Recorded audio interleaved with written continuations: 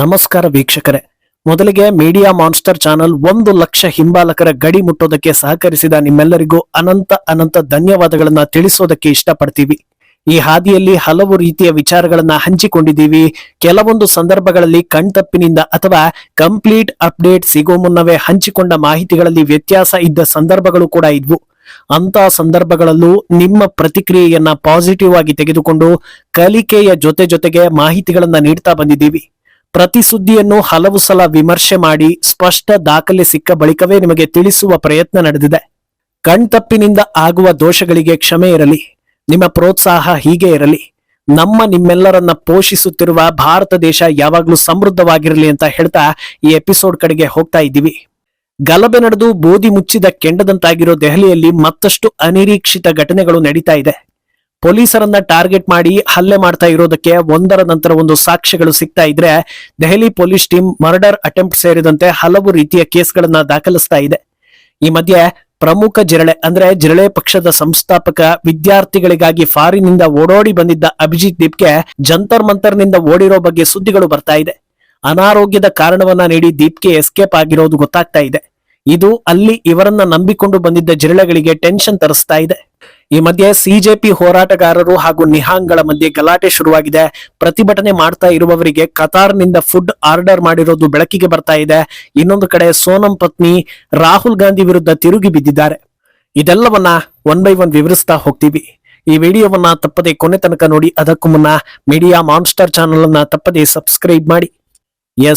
ಹೋರಾಟದ ಉದ್ದೇಶ ಸರಿ ಇದ್ರೆ, ನಿರ್ದಿಷ್ಟ ಗುರಿ ಇದ್ರೆ ಅದನ್ನ ಯಾರೇ ಬಂದರೂ ತಡೆಯೋದಕ್ಕೆ ಆಗೋದಿಲ್ಲ. ಅದ್ಯಾವುದೂ ಇಲ್ಲದೆ ಏನೋ ಒಂದು ಮಾಡ್ತೀವಿ ಅಂದ್ರೆ ಅದು ಜಾಸ್ತಿ ದಿನ ಉಳಿಯೋದಿಲ್ಲ ಅನ್ನೋದು ಜಿರಳೆ ಪಕ್ಷದ ಹೋರಾಟದಲ್ಲಿ ಸಾಬೀತಾಗುವ ಲಕ್ಷಣಗಳು ಎದ್ದು ಕಾಣಿಸ್ತಾ ಇದೆ. ಇದು ಕೇವಲ ವಿದ್ಯಾರ್ಥಿಗಳಿಗಾಗಿ ಮಾತ್ರ ಇರೋ ಹೋರಾಟ ಆಗಿದ್ದಿದ್ರೆ ಆ ಸ್ಥಳಕ್ಕೆ ಬೇರೆಯವರನ್ನ ಸೇರಿಸ್ಕೊಳ್ಳಲೇಬಾರ್ದಿತ್ತು. ಆದ್ರೆ ಜಿರಳೆ ಪಕ್ಷ ಕಟ್ಟಿ ಹೈಪ್ ತಗೊಂಡ ದೀಪ್ಗೆ ವಿದ್ಯಾರ್ಥಿಗಳಿಗೆ ನ್ಯಾಯದ ಹೆಸರಲ್ಲಿ ಎಲ್ಲಾ ವಿಪಕ್ಷಗಳ ನಾಯಕರನ್ನ ಒಳಗೆ ಬಿಟ್ಕೊಂಡ್ರು. ರಾಮನ ಬಗ್ಗೆ ಬೈಯುವವರು, ಧಾರ್ಮಿಕ ವಿಚಾರ ಎತ್ತುವವರು, ಗಲಭೆ ನಡೆಸೋದ್ರಲ್ಲಿ ಹೆಸರುವಾಸಿಯಾಗಿರುವವರು, ನಟನೆಗಿಂತ ಹೆಚ್ಚಾಗಿ ದೇಶದ್ರೋಹಕ್ಕೆ ಪೂರಕವಾಗುವ ವಿಚಾರಗಳಲ್ಲಿ ಮೊದಲ ಸಾಲಲ್ಲಿ ನಿಲ್ಲುವವರು ಎಲ್ಲರೂ ಬಂದು ಕೊನೆಗೆ ಜನರೇ ಬರದಂತಾಗಿ ಹೋಯ್ತು. ಆದ್ರೂ ಕೂಡ ಸಿಕ್ಕಾಪಟ್ಟೆ ಯುವಕರನ್ನ ಕರ್ಕೊಂಡು ಬಂದು ಪ್ರಚೋದಿಸಿ ಕಲ್ಲು ಎಸೆಯೋ ಮಟ್ಟಕ್ಕೆ ಪ್ರೋತ್ಸಾಹ ಕೊಟ್ಟು ಪೊಲೀಸರಿಂದ ಲಾಠಿ ಏಟು ಸಿಗೋ ತನಕ ಮಾಡಿ ಈಗ ಮೇನ್ ಲೀಡರ್ ಆ ಜಾಗದಿಂದ ಎಸ್ಕೇಪ್ ಆದ್ರೆ ಏನರ್ಥ? ಅದೇ ಈಗ ಆಗ್ತಾ ಇರೋದು. ತನ್ನ ಅಧಿಕೃತ ಸೋಷಿಯಲ್ ಮೀಡಿಯಾ ಖಾತೆಯಲ್ಲಿ ಅಭಿಜಿತ್ ದೀಪ್ಗೆ ಈ ಕುರಿತಂತೆ ಪೋಸ್ಟ್ ಮಾಡಿದ್ದಾನೆ. ನನಗೆ ಸಿಕ್ಕಾಪಟ್ಟೆ ಜ್ವರ ಹಾಗೂ ಬಾಡಿ ಪೇನ್ ಇದೆ. ಕೆಲವು ದಿನಗಳಿಂದ ಈ ರೀತಿ ಇತ್ತು, ಆದ್ರೆ ಹೇಗೋ ಪೇನ್ ಕಿಲ್ಲರ್ ತಗೊಂಡು ಮೇಂಟೈನ್ ಮಾಡ್ತಾ ಇದ್ದೆ. ಆದ್ರೆ ಈಗ ಸಂಪೂರ್ಣ ನಿತ್ರಾಣ ಆದಂತಿದೆ. ಅದರಿಂದ ಹೋರಾಟ ಸ್ಥಳದಿಂದ ನಾನು ಬ್ರೇಕ್ ತಗೊಳ್ತಾ ಇದ್ದೀನಿ. ಕ್ಷಮೆ ಇರಲಿ. ಆದಷ್ಟು ಬೇಗ ಅಂದ್ರೆ ಸಂಜೆ ಹೊತ್ತಲ್ಲೇ ವಾಪಸ್ ಬಂದು ಸೇರ್ಕೊಳ್ತೀನಿ ಅಂತ ದೀಪ್ಗೆ ಪೋಸ್ಟ್ ಮಾಡಿದ್ದಾನೆ. ಇದು ತೀವ್ರ ಚರ್ಚೆಗೆ ದಾರಿ ಮಾಡಿಕೊಡ್ತಾ ಇದೆ. ಯಾಕಂದ್ರೆ ಮೊನ್ನೆ ಜಿರಳೆಗಳು ರಸ್ತೆಗಳಿದು ಮಾರಾಮಾರಿ ಮಾಡುವಾಗ ಡ್ಯಾನ್ಸಿಂಗ್ ಸ್ಟಾರ್ ಅಂತ ಗುರುತಿಸಿಕೊಂಡಿದ್ದ ದಾಹಿಯಾ ಕಾರ್ ಒಳಗೆ ಕೂತು ಬರ್ಗರ್ ತಿಂತಾ ಇದ್ದ. ಅದು ದೊಡ್ಡ ಇಶ್ಯೂ ಆಯ್ತು. ಅದಾದ ಬಳಿಕ ಆತನನ್ನ ಪಕ್ಷದಿಂದಲೇ ಹೊರ ಇಟ್ಟಿದ್ದಾರೆ ಅನ್ನೋ ಸುದ್ದಿಗಳು ಬರ್ತಾ ಇದೆ. ಈಗ ನೋಡಿದ್ರೆ ಇಂಥ ಕ್ರೂಷಿಯಲ್ ಮೊಮೆಂಟ್ ನಲ್ಲಿ ನನಗೆ ಬ್ರೇಕ್ ಬೇಕು ಅಂತ ದೀಪ್ಗೆ ಹೇಳಿದ್ರೆ ರಸ್ತೆಗಿಳಿದು ಹೋರಾಡ್ತಾ ಇರೋ ಜಿರಳೆಗಳಿಗೆ ಹೇಗಾಗ್ಬೇಡ? ಇದೊಂಥರ ಕಂಡೋರ್ ಮಕ್ಕಳನ್ನ ಬಾವಿಗೆ ತಳ್ಳಿ ಮಜಾ ನೋಡಿದಂತೆ ಆಗ್ಲಿಲ್ವಾ ಅನ್ನೋ ಪ್ರಶ್ನೆ ಎದ್ದಿದೆ. ಇಲ್ಲಿ ಅಭಿಜಿತ್ಗೆ ಜ್ವರ ಬಂದಿಲ್ಲ ಅಥವಾ ಸುಸ್ತಾಗಿಲ್ಲ, ಇದೆಲ್ಲ ಸುಳ್ಳು ಅಂತ ಯಾರು ಹೇಳ್ತಾ ಇಲ್ಲ. ಬದ್ಧತೆ ಅನ್ನೋದೊಂದು ಇರುತ್ತಲ್ವಾ? ಈ ಪಕ್ಷ ಕಟ್ಟಿ ಹೋರಾಟ ಮಾಡಿದ್ದಕ್ಕೆ, ಜನರನ್ನ ಸೇರಿಸಿದ್ದಕ್ಕೆ, ಕೇಂದ್ರ ಸರ್ಕಾರಕ್ಕೆ ಸವಾಲ್ ಹಾಕಿದ್ದಕ್ಕೆ, ಒಂದೆರಡು ದಿನಗಳ ಕಾಲ ಎಲ್ಲಾ ಮಾಧ್ಯಮದಲ್ಲೂ ಹೈಲೈಟ್ ಆಗಿದ್ದಕ್ಕೆ, ಇಂಟರ್ನ್ಯಾಷನಲ್ ಲೆವೆಲ್ ನಲ್ಲಿ ಸುದ್ದಿ ಮಾಡಿದ್ದಕ್ಕೆ ಅಭಿಜಿತ್ ದೀಪ್ಗೆ ರಾಜಕೀಯದಲ್ಲಿ ಒಂದು ಹೆಸರು ಸಿಕ್ತು. ವಿಪಕ್ಷದಲ್ಲಿರೋ ಯಾರಾದ್ರೂ ಒಬ್ರು ಮುಂದೆ ಒಂದು ಟಿಕೆಟ್ ಕೊಟ್ರು ಕೊಡ್ಬೋದೇನೋ. ಆತನ ಲೈಫ್ ಏನೋ ಸೆಟ್ಲ್ ಆಯ್ತು. ಆದ್ರೆ ಹೆಸರು ಅಡ್ರೆಸ್ ಗೊತ್ತಿಲ್ಲದೆ, ರಾಜಕೀಯದ ಗಂಧ ಗಾಳಿ ಗೊತ್ತಿಲ್ಲದೆ, ಯಾರೋ ಕರೆದ್ರು ಅಂತಲೋ ಏನೋ ಸಿಗುತ್ತೆ ಅಂತಲೋ ಹೋರಾಟ ಮಾಡ್ತಾ ಇರೋದೇ ಸರಿ ಅಂತ ಯಾರೋ ಬ್ರೈನ್ ವಾಶ್ ಮಾಡಿದ್ರಿಂದಲೋ ಅಲ್ಲಿ ಬಂದು ದಾಂಧಲೆ ಮಾಡ್ತಾ ಇದ್ದಾರಲ್ವಾ, ಅವರ ಕತೆ ಏನು? ಇವತ್ತು ಸಿಜೆಪಿ ಹೋರಾಟದ ಫುಟೇಜ್ ಗಳನ್ನ ತೆಗೆದ್ರೆ ಅಭಿಜಿತ್ ದೀಪ್ಗೆ ಕೈಯಲ್ಲಿ ಮೈಕ್ ಇರೋದು ಕಾಣಿಸುತ್ತೆ. ಆದ್ರೆ ಬೇರೆ ಮಕ್ಕಳ ಕೈಯಲ್ಲಿ ಕಲ್ಲು ಕೋಲು ಹಿಡಿದು ಪೊಲೀಸರನ್ನ ಟಾರ್ಗೆಟ್ ಮಾಡ್ತಾ ಇರೋ ದೃಶ್ಯಗಳಿವೆ. ಅವರನ್ನ ವಿಡಿಯೋ ಆಧಾರದ ಮೇಲೆ ಅರೆಸ್ಟ್ ಮಾಡಿದ್ರೆ ದೀಪ್ಗೆ ನಾನು ಯಾರಿಗೂ ಕಲ್ಲೆಸ್ದಿಲ್ಲ ಅಂತ ಬಚಾವಾಗ್ತಾನೆ. ಇದರ ಅರ್ಥ ಏನು? ಯಾರೋ ಹೆತ್ತ ಮಗನ ಆಸೆ ಈಡೇರಿಸೋದಕ್ಕೆ ಅರಾಜಕತೆಯನ್ನ ಸೃಷ್ಟಿಸಿ ಇನ್ಯಾರೋ ಹೆತ್ತ ಮಕ್ಕಳು ಜೈಲು ಪಾಲಾಗೋದು. ಇದರಿಂದ ಜನರಿಗೆ ಸಿಗ್ತಾ ಇರೋ ಸಂದೇಶ ಏನು? ಪ್ರಜಾಪ್ರಭುತ್ವದಲ್ಲಿ ಹೋರಾಟ ಮಾಡೋದಕ್ಕೆ ಹಕ್ಕಿದೆ ಅಂತ ಹೇಳೋ ಬುದ್ಧಿವಂತರಿಗೆ, ಗೋಳೋ ಅಂತ ಆಳೋ ಪಂಡಿತರಿಗೆ ಯಾರೋ ಹೆತ್ತ ಮಕ್ಕಳ ಭವಿಷ್ಯ ತಮ್ಮ ತೆವಲಿಗೆ ಹಾಳಾಗ್ತಾ ಇದೆ ಅಂತ ಅನ್ನಿಸೋದಿಲ್ವಾ? ಅಥವಾ ಇದನ್ನೆಲ್ಲ ಅಂದುಕೊಳ್ಳಬಾರದು ಅಂತ ಮೊದಲೇ ಪ್ರಿಪೇರ್ ಆಗಿದ್ದಾರ ಅನ್ನೋ ಚರ್ಚೆ ನಡೀತಾ ಇದೆ. ಅಂದಹಾಗೆ ದೀಪ್ಕೆಯ ಈ ಸಂದೇಶಕ್ಕೆ ಸಿಜೆಪಿ ಕಾರ್ಯಕರ್ತರು ಸಿಟ್ಟಿಗೆದ್ರೆ ಇದೊಂದೇ ಕಾರಣ ಅಲ್ಲ, ಇನ್ನೂ ಒಂದು ಕಾರಣ ಇದೆ.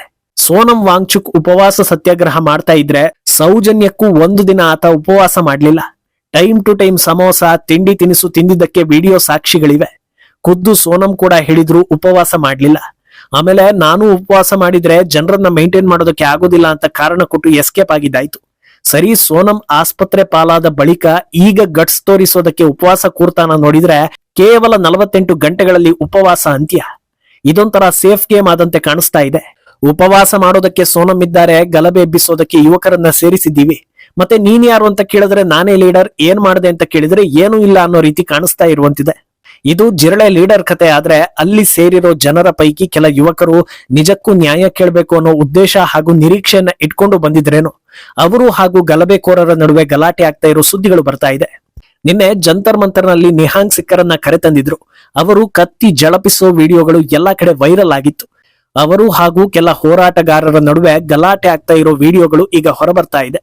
ವಾಸ್ತವದಲ್ಲಿ ಶಾಂತಿಯುತ ಪ್ರೊಟೆಸ್ಟ್ ಅಂತ ಹೇಳಿಕೊಂಡಾಗ ಅಲ್ಲಿ ಆಯುಧಗಳಿಗೆ ಆಸ್ಪದ ಇರೋದಿಲ್ಲ. ಆದ್ರೆ ಅಲ್ಲಿ ಹೇಳಿದ್ಯಾವುದು ಆಗ್ತಾ ಇಲ್ಲ ಅನ್ನೋದು ಜಗಜ್ಜಾಹೀರಾಗಿದೆ. ಈಗ ನೋಡಿದ್ರೆ ಅವರವರಲ್ಲೇ ಕಚ್ಚಾಟ ಆಗ್ತಾ ಇರೋದು ಕೂಡ ಇದು ಮೋದಿ ಸರ್ಕಾರಕ್ಕೆ ಸವಾಲು ಹಾಕೋದಿರ್ಲಿ, ಬೇರೆ ರೀತಿ ಗಲಭೆ ಆಗಿ ಜನರ ನೆಮ್ಮದಿ ಹಾಳು ಮಾಡೋ ಕಡೆಗೆ ಸಾಗುತ್ತಾ ಅನ್ನೋ ಆತಂಕ ಜನರಲ್ಲಿ ಮೂಡ್ತಾ ಇದೆ. ಇನ್ನು ನಿನ್ನೆಯ ಎಪಿಸೋಡ್ ನಲ್ಲಿ ಜುಲೈ 21 ಒಂದೇ ದಿನ ಸುಮಾರು 8,000 ಫುಡ್ ಆರ್ಡರ್ ಆಗಿದೆ. ಅದರ ಮೌಲ್ಯ ಬರೋಬ್ಬರಿ 32 ಲಕ್ಷ ರೂಪಾಯಿ ಅನ್ನೋದು ರಿವೀಲ್ ಆಗಿರೋ ಬಗ್ಗೆ ತಿಳಿಸಿದ್ವಿ. ಈಗ ನೋಡಿದ್ರೆ ಪ್ರತಿಭಟನಾ ಸ್ಥಳಕ್ಕೆ ಕತಾರ್ನಿಂದ ಫುಡ್ ಆರ್ಡರ್ ಆಗ್ತಿರೋ ಬಗ್ಗೆ ಸುದ್ದಿಗಳು ಬರ್ತಾ ಇವೆ. ಡೆಲಿವರಿ ಬಾಯ್ ಒಬ್ಬನನ್ನ ಮಾತನಾಡಿಸಿರೋ ವಿಡಿಯೋ ರಿವೀಲ್ ಆಗಿದ್ದು, ಆತ ನಮಗೆ ಕತಾರ್ನಿಂದ ಫೋನ್ ಮಾಡಿ ಹೇಳಿದ್ರು, ಯಾರಿಗ್ ಕೊಡ್ಬೇಕು ಅಂತ ಕೇಳಿದ್ರೆ ಹೋರಾಟ ಮಾಡ್ತಾ ಇರೋರಲ್ಲಿ ಯಾರಿಗ್ ಬೇಕಾದ್ರೂ ಕೊಡಿ ಅಂತ ಹೇಳಿದ್ದಾರೆ ಅನ್ನೋ ಸುದ್ದಿ ಬರ್ತಾ ಇದೆ.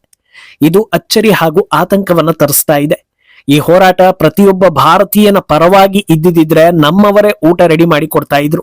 ಮೊದಲೇ ಇದರ ಹಿಂದೆ ಫಾರಿನ್ ಫಂಡಿಂಗ್ ಇದೆ ಅನ್ನೋ ಆರೋಪಗಳು ದಟ್ಟವಾಗ್ತಾ ಇರುವಾಗ ಇಂಥ ಬೆಳವಣಿಗೆ ದಿಗ್ಭ್ರಮೆಗೊಳಿಸೋ ರೀತಿ ಕಾಣಿಸ್ತಾ ಇದೆ. ಇನ್ನು ಆಲ್ರೆಡಿ ಒಂದು ದಿನ ಹೋರಾಟ ಕೈಮೀರಿ ಹೋಗಿದ್ರಿಂದ ಎಚ್ಚೆತ್ತಿರೋ ಕೇಂದ್ರ ಸರ್ಕಾರ ಹಾಗೂ ದೆಹಲಿ ಸರ್ಕಾರಕ್ಕೆ ದೊಡ್ಡ ಅನಾಹುತದ ಸಿಗ್ನಲ್ ಸಿಕ್ಕಿರೋ ಬಗ್ಗೆ ಕೂಡ ಸುದ್ದಿಗಳು ಬರ್ತಾ ಇವೆ. ಜಂತರ್ ಮಂತರ್ ಬಳಿ ಇರೋ ಕೊನಾಟ್ ಪ್ರದೇಶದಲ್ಲಿ ಇರೋ ಎಲ್ಲಾ ಅಂಗಡಿಗಳಿಗೂ 6:30ಕ್ಕೆ ಅಂಗಡಿ ಬಂದ್ ಮಾಡೋದಕ್ಕೆ ಸೂಚನೆ ಕೊಡಲಾಗಿದೆ. ಇದು ದೊಡ್ಡ ಬೆಳವಣಿಗೆ ಕಾದಿದ್ಯಾ ಅನ್ನೋ ಪ್ರಶ್ನೆಯನ್ನ ಹುಟ್ಟಿಸ್ತಾ ಇದೆ.